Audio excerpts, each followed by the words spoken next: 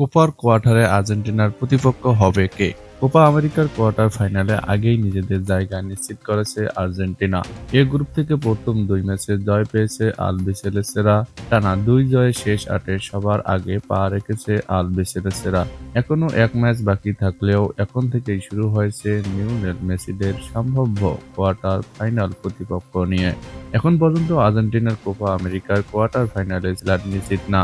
Group champion হলে তারা খেলবে A1 দল হিসাবে, আর কোনো কারণে গ্রুপ রানার আপ হলে তাদের স্লট হবে A2। যদিও বর্তমান পরিস্থিতি বলছে গ্রুপ চ্যাম্পিয়ন হিসেবে আর্জেন্টিনার কোয়ার্টার খেলার সম্ভাবনা বেশি।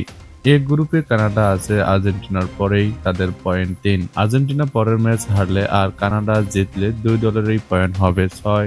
তবে গোল ব্যবধানে এগিয়ে থাকবে আলবিসেলেসেরাই। ৭ পয়েন্ট নিয়ে সবার ধরাছোঁয়ার বাহির থেকেই কোয়ার্টার ফাইনালে পা রাখবে তারা। সব মিলিয়ে তাই খুব বড় রকমের দুর্ঘটনা না ঘটলে আর্জেন্টিনাই থাকবে এ দলের গ্রুপ শীর্ষে। এ গ্রুপ থেকে ওঠার সুবাদে কোপা আমেরিকার কোয়ার্টার ফাইনালে আর্জেন্টিনা খেলবে বি গ্রুপ থেকে পেরিয়ে আসা দলের বিপক্ষে। আপাতত দৃষ্টিতে তাই মেক্সিকো ও ইকুয়েডর ম্যাচের জয়ী দলকেই সম্ভাব্য কোয়ার্টার ফাইনাল প্রতিপক্ষ হিসাবে দেখছে আর্জেন্টিনার গণমাধ্যম। তবে এখান থেকে কাউকে নিশ্চিতভাবে ফেভারিট বলা চলে না। আবার কোনো কারণে জ্যামাইকার কাছে ভেনেজুয়েলা হেরে গেলে এবং মেক্সিকো ইকুয়েডরের ম্যাচ গোল ব্যবধান বড় হলে ভেনেজুয়েলাকে দেখা যেতে পারে আর্জেন্টিনার বিপক্ষে।